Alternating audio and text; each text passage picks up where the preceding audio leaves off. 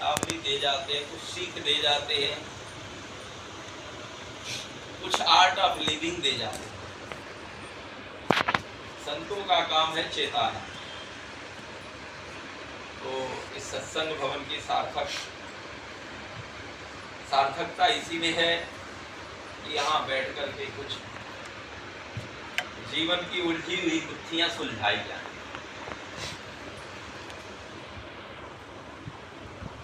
जीवन की उलझी हुई गुत्थियों को सुलझाने के लिए ही सत्संग का आयोजन किया जाता है। यह अलग बात है कि जो गुत्थियां सुलझाने आते हैं उनकी गुत्थियां भी सुलझ जाती हैं। टीचर को पढ़ाने से पहले कुछ पढ़ के जाना पड़ता है। तो असली पढ़ाई तो टीचर की पढ़ाने के समय ही होती है। अध्यापक की असली पढ़ाई जब वो विद्यार्थियों को पढ़ाता है उस समय ही। तो आइए हम सबके सुपरिचित हमारे परम पूज्य प्रातः स्मरणीय हमारे ज्येष्ठ गुरु ढाका मथुरा वाले महाराज जी की कृपा सन्निधि और इनके ऊपर कृपा गुरुदेव भगवान की अत्यंत रहती है। अभी महाराज जी के साथ आप पठानकोट के सत्संग का संचालन के बाद डोंगरगांव और इनकी कथा चलती रहती है। जैसे भ्रमणशील जमात होती है ना, कभी बुलंदशहर में, कभी नोएडा में, कभी गाजियाबाद में, कभी दिल्ली में, कभी एमपी में, कभी राजस्थान में कथा चलती है। तो हम भी चाहेंगे कि आपके मुखारविंद से हम लोग ज़्यादा समय श्रवण कर सकें। तो आइए पहले भगवान का स्मरण करते हैं। अभी हम लोगों ने मंगलाचरण किया। ये मंगलाचरण क्यों किया जाता है? समाप्त कामो मंगलम आचरेत। और मंगलाचरण हमारे सनातन संस्कृति में किसी भी कार्य को करने के पूर्व मंगलाचरण का विधान है। समाप्त कामो मंगल, कार्य की पूर्णता हो, समाप्ति हो, सफलतापूर्वक समाप्ति हो, इसके लिए मंगलाचरण किया जाता है। हम लोग भ्रमण रीति में भगवान को मंगलाचरण करके जगाते हैं। सिंह नखान्वित मध्य मणि मयहार मंगलाचरण गा करके भगवान को उठाते हैं। वेंकटेश सुप्रभातम, उत्तिष्ठ उत्तिष्ठ गोविंद, उत्तिष्ठ गरुणध्वज। बद्रीनाथ में हव सुप्रभातम, बद्रीनाथ जी का सुप्रभात भी होता है। हम सबको अपने दिन की शुरुआत, अपने काम की शुरुआत, अपने किसी अच्छे कर्म की शुरुआत मंगलाचरण के साथ, भगवान के स्मरण के साथ प्रारंभ करना चाहिए।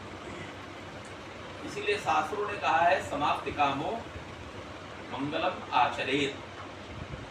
जो समाप्ति कामना रखते हैं, सफलतापूर्वक समाप्ति की कामना, कि हमारे कार्य की पूर्णता और समाप्त सफलतापूर्वक हो, तो वो मंगल आचरण करते हैं, मंगलाचरण करते हैं।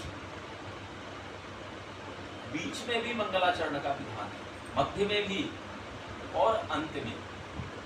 यानी ऊपर सबसे प्रथम पहले भी मंगलाचरण, मध्य में मंगलाचरण और अंत में कृतज्ञता रूपी मंगलाचरण, तीनों। तो आज हम लोग यहाँ उपस्थित हुए हैं। संतों की कृपामयी सन्निधि है और सद्गुरुदेव भगवान की सन्निधि भी यहाँ है।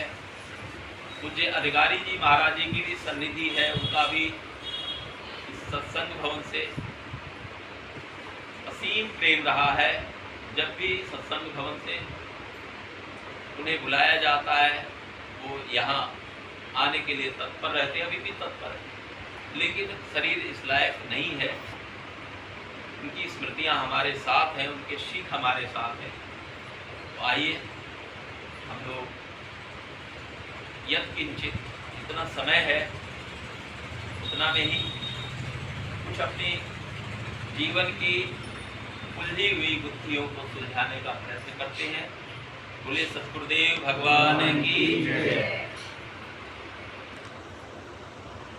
बंसी विभूषित करा नवनीरदाभा पीतांबरा दरुण बिंब फलाधरोष्ठा पूर्णेन्दु सुंदर मुखादरविंद नेत्रा कृष्णात् परं किमपि तत्त्वमहं न जाने। पावन गंग तरंग महापुनि पावन जो हरि नाम अपारा पावन संत समागम जो पुनि पावन जो निज ब्रह्म विचारा पावन जो यमुना जल मज्जन पावन जो श्रुति पाठ उचारा जो गुरु काष्णि पदाम्बुज पावन ताहि विषय मम कोटि जुहारा। गुरु काष्णि पदाम्बुज पावन ताहि विषय मम कोटि जुहारा। श्री रमण बिहारी लाल की जय। श्री सद्गुरुदेव भगवान की जय। सर्व संत हरि भक्तन की जय। आज के आनंद की जय। जय जय श्री राधे।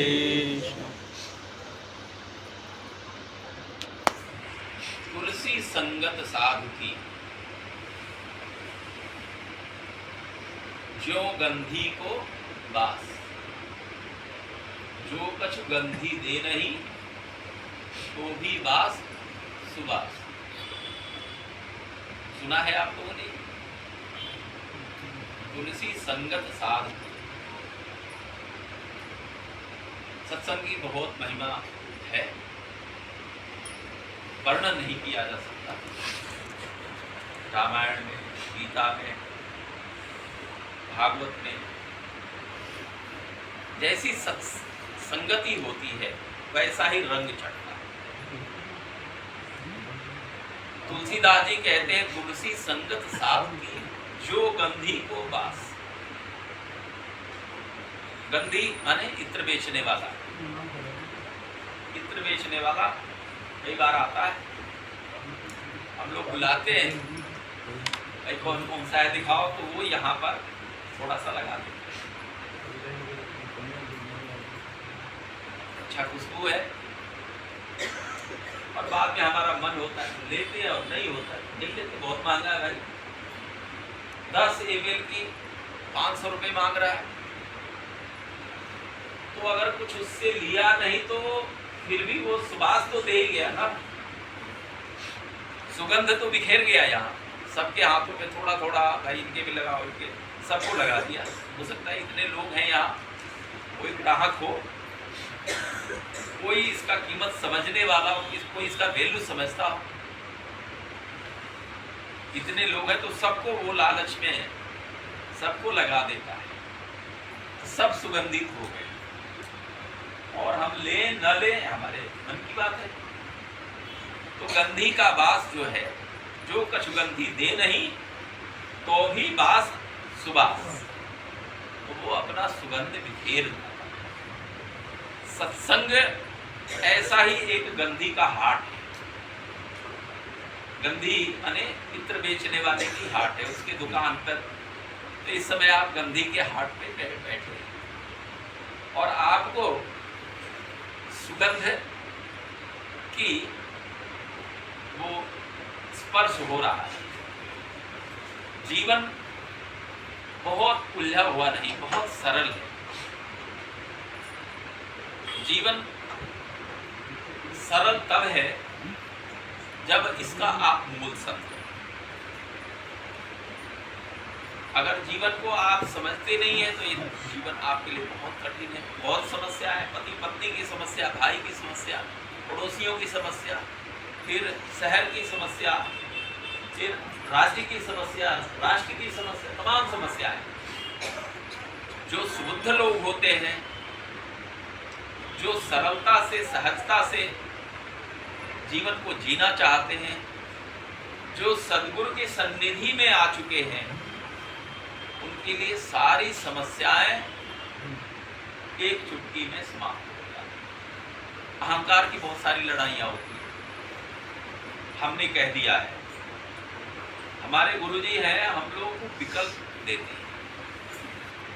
विकल्प देते हैं का मतलब ऐसा कर लें,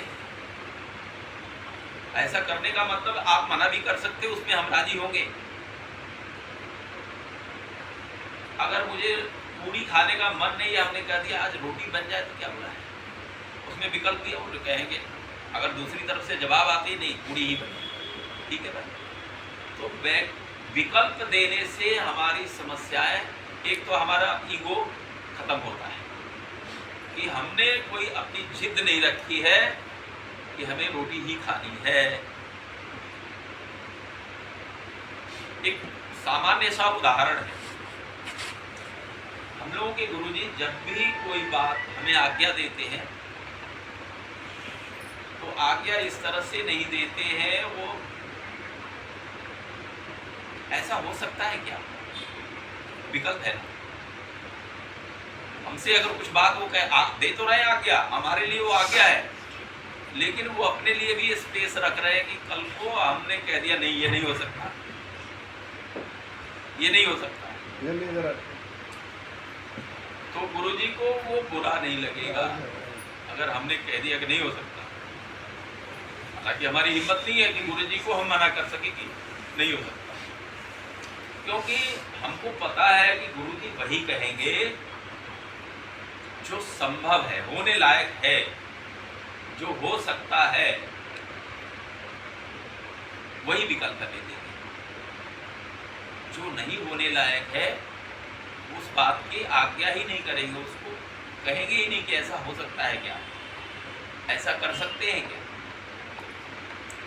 तो जीवन में विकल्प अपने लिए, अपने परिवार के लिए, अपने समाज के लिए, भाई बंधुओं के लिए, इष्ट मित्रों के लिए वैकल्पिक बात रखो और किसी बात की टेक मत, मतलब जिद मत करो। ये सत्संग का प्रभाव इतना है, ये संत जो गेरुआ बाना पहन करके और समाज में भ्रमण करते हैं, वो संतन का पर्यटना जोई, गृहजन का उपकारक सोई, गोपाल विलास में। संत पर्यटन जो करते हैं वो गृहजन को चेताने के लिए, चेतावनी देने के लिए कि आपका मार्ग कैसा होना चाहिए, आपका विचार कैसा होना चाहिए, आपका समय कैसे व्यतीत होना चाहिए, इसके लिए संत पर्यटन करते हैं। और आपकी भलाई के लिए साधुता जो है वह मनुष्य के जीवन में आ जाए, मनुष्य की सारी समस्याएं समाप्त हो। तो तुलसीदास जी ने जो बात कही है, तुलसी संगत साधु की कटे कोट अपराध, गंगा स्नान जैसा पवित्र है सत्संग। जो भी ग्रंथ आप पढ़ोगे, जो भी सनातन संस्कृति के जो भी ग्रंथ हैं, एक सामान्य भाषा में भी हमने अभी बताया कि जैसी करोगे संगत वैसी होगी रंगत। संगत का गुण होता है संगत से गुणजात, संगत के प्रभाव से एक वो है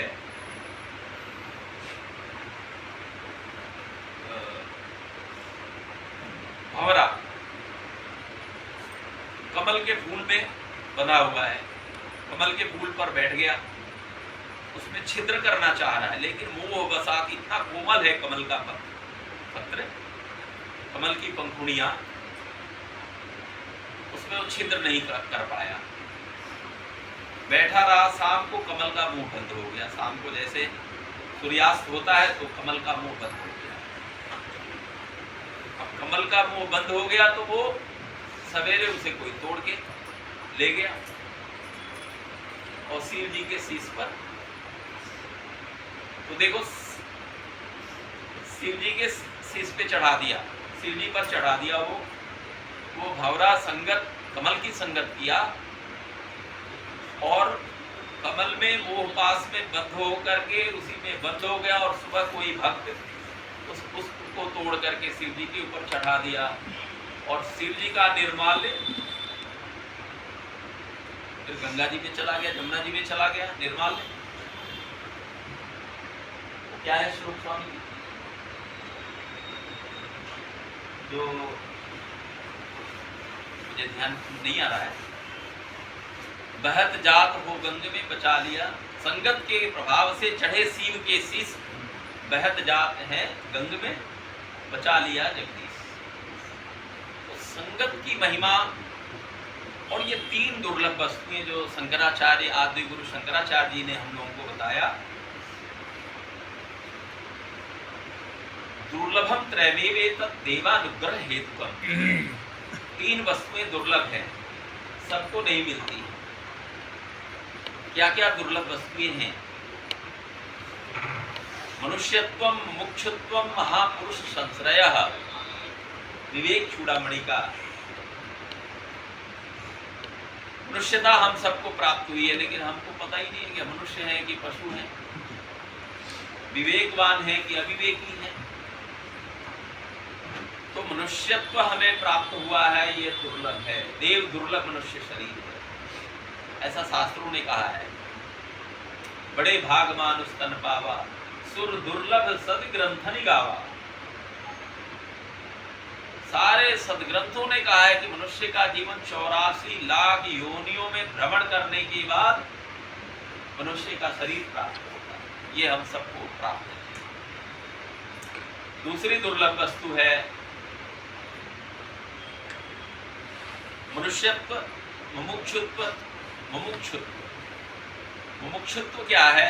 मोक्ष की इच्छा, अंधकार से प्रकाश की ओर जाने की इच्छा, बंधन से छुटकारा की तरफ जाने की इच्छा, उसको मोक्ष की इच्छा माने मुक्त होने की इच्छा। बंधन से, बंधन क्या है? काम, क्रोध, लोभ, मोह, ये सब बंधन है। संपत्ति है तो उसमें उसके मोह में बंधे हुए कैसे छोड़ के जाए, या दुकान में कुछ हो जाए तीर्थ करने कैसे जाए, रमणीति कैसे जाए, बद्रीनाथ केदारनाथ कैसे जाए, दुकान कौन संभालेगा, ग्राहक कितने आते हैं। तो ये बंधन है, दुकान बंधन है। हालांकि रोजी रोटी भी है, रोजी रोटी तो उसी से चल रही है ना। तो मोक्ष की इच्छा, उसको मुमुक्षा कहते हैं। बंधनों से मुक्ति की इच्छा को मुमुक्षा कहते हैं। पानी की इच्छा को, पीने की इच्छा को पिपासा कहते हैं। भोजन की इच्छा को बुभुक्षा कहते हैं। जानने की इच्छा को जिज्ञासा कहते हैं। तो मोक्ष की इच्छा को, बंधन से मुक्ति की इच्छा को मुमुक्षा कहते हैं। ये भी दुर्लभ है।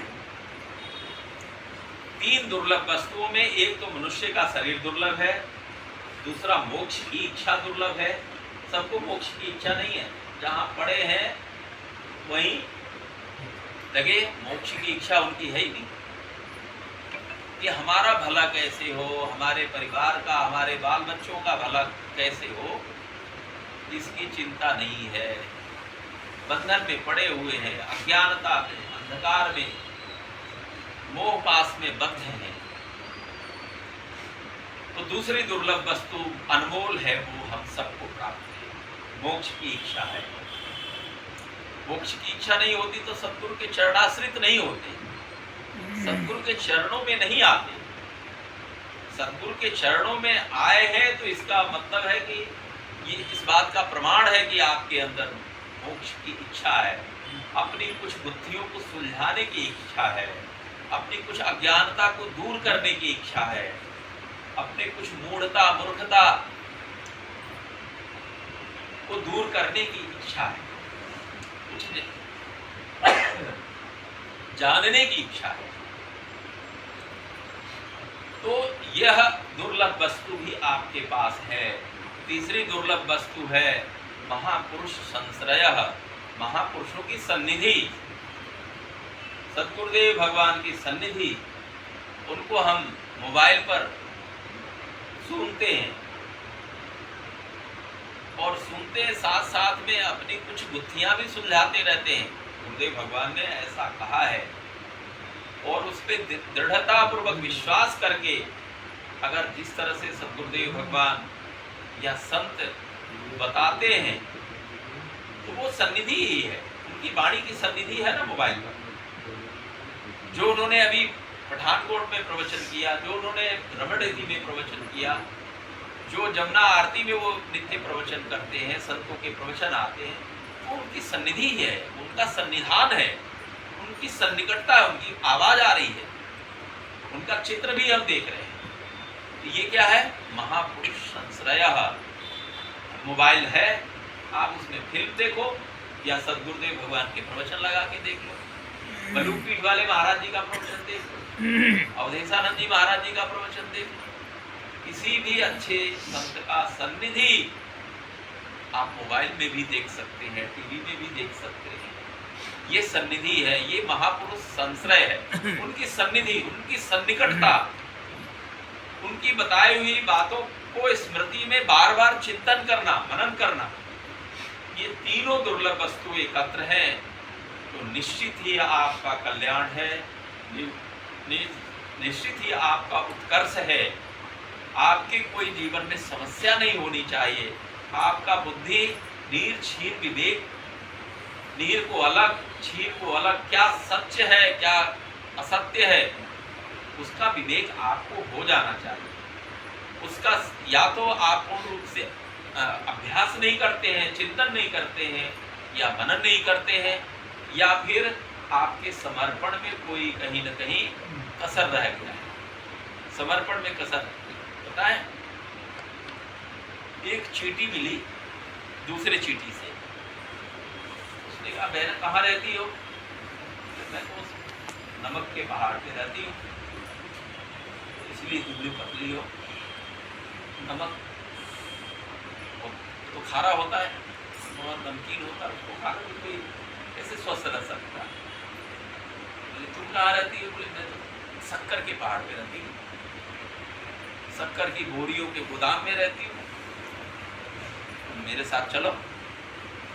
बोले क्या मैं भी वहाँ शक्कर मछली जी भर खा सकती हूँ? बोले हाँ खा सकती हो। तो उसने क्या किया, विश्वास नहीं किया, हो सकता है मुझे मारने के लिए ले जाती हो, खाने को मिले न मिले क्या पता है। कर रही है बखान की शक्कर की गोदाम है, शक्कर के गोदाम में रहती है, पूरे वाले बैठे तो शक्कर के गोदाम में जाने के पहले उसने एक डली नमक की गले में दबा लिया, रख ली मुंह में एक किनारे में। कुछ खाने को नहीं मिले तो कम से कम नमक तो खा के जी लूंगी या लौट आऊंगी। वहां गई शक्कर की गोदाम में, शक्कर खाए तो उसके मुंह में तो चीनी नमक भरा हुआ है, नमक की डली है, तो उसको नमकीन ही लग रहा है। उसने कहा ये मेरे साथ धोखा हुआ है, ये चीनी का है, ये भी तो नमक ही है, लेकिन उसको चीनी का स्वाद आए कैसे? उसने एक किनारे में नमक की डली को दबा रखी है। तो अगर आपकी कोई गुत्थियां सुलझ नहीं रही हैं, आपकी कोई समस्याएं सुलझ नहीं रही हैं, आपको आपके दुखों का अंत नहीं हो रहा है, आप आनंद में, अरे जिनके घरों में मिट्टी के बर्तने हैं वो खुशी के मारे नाचते हैं, अभाव में भी खुश है इतने कि जैसे उनको तीनों लोक की संपत्ति मिल गई हो। और हमारे पास तो सब कुछ है, सारे सेठ हैं, हम ही अब सेठ हैं। सेठ है ना, डिनर सेठ, ये सेठ वो सेठ, हम लोग अब सेठ हैं। तो सारा सेठ होने के बावजूद भी हम अब सेठ हैं। इसका मतलब कि नमक की डली है, समर्पण पूरा गुरुदेव के चरणों में, भगवान के चरणों में पूर्ण रूप से समर्पण नहीं है। हमने पहले भी कहा था, मिलता है सच्चा सुख केवल भगवान तुम्हारे चरण। गाते हैं लेकिन कभी इसका मनन नहीं किया, इसका निधिध्यासन नहीं किया, इसका चिंतन नहीं किया। सच्चा सुख मिलता है तो मिलता है, बाकी इसका मतलब क्या हुआ, व्यावर्तन हो गया। सच्चा सुख मिलता है भगवान के चरणों में, तो झूठा सुख संसार, झूठा सुख हो गया ना, स्पष्ट हो गया। ये चीज यहाँ मिलता है मतलब दूसरी जगह में नहीं मिलता, तो दूसरी जगह में नहीं मिलता तो दूसरी जगह में क्या मिलता है, झूठा सुख। सच्चा सुख भगवान के चरणों में मिलता है, तो झूठा सुख संसार में ब्रज रसायनम की दुकान में झूठा सुख है। थोड़ी देर के लिए ब्रज रसायनम में आप वो खा लो, मलाई भुजिया और बस शुगर हाई, तो वो थोड़ी देर के लिए तो ठीक है, मलाई भुजिया है, थोड़ी देर के लिए तो मलाई भुजिया आनंद आया, लेकिन वो थोड़ी देर के बाद ही अपना असर दिखाना शुरू कर देता है। शुगर लेवल 300 350 पहुंच गया, तो झूठा सुख है कि नहीं है।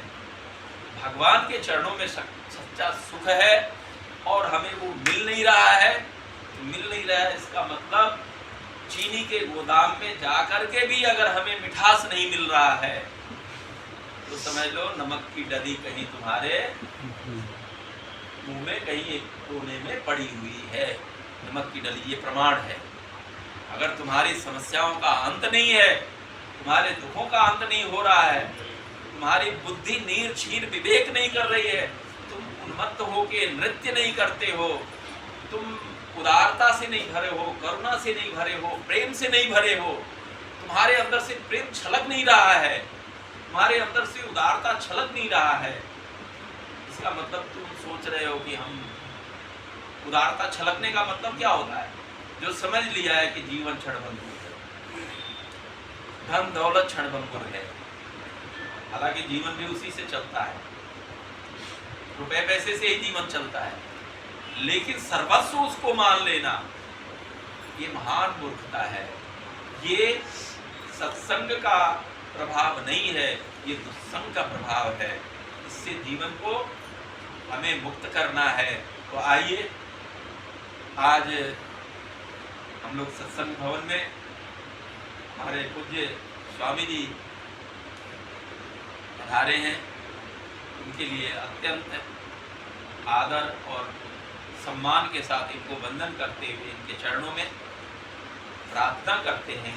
प्रभु, हम सब अज्ञानी जीवों के लिए कुछ चेतावनी, कुछ सीख, कुछ मार्गदर्शन आपके अमृत वाणी के द्वारा प्राप्त हो और हमारा मन मयूर जो है नाचने लग जाए, हमें इन बंधनों से छुटकारा मिल जाए। हम मोक्ष की इच्छा रखते हैं, हम मनुष्य की काया रखते हैं और हम महापुरुषों की सन्निधि रखते हैं। ये तीनों दुर्लभ वस्तु हमारे पास है, फिर हमारी समस्याओं का समाधान क्यों नहीं हो रहा है। वो हमारा मनुष्य का शरीर है, हम सुन सकते हैं, हम समझ सकते हैं, हम बोल सकते हैं, हम उसमें प्रतिक्रिया दे सकते हैं। तो मोक्ष की इच्छा है, इसलिए हम यहाँ आए भी हैं सद्गुरुदेव भगवान के चरणों में, सत्संग भवन में, और महापुरुष का सन्निधि भी है। ये तीनों वस्तुएं इकट्ठी हो गई हैं, तो चीनी, खीर और दूध इकट्ठी हुई तो खीर बननी ही चाहिए। खीर बन क्यों नहीं रही है, इसका मतलब कोई सामग्री कम है। वो सामग्री कम क्या है। प्रभु, आप हम सबकी अज्ञानता को दूर करें। जय श्री कृष्ण। बोले सद्गुरुदेव भगवान की जय। जय मथुरा वाले महाराज की जय।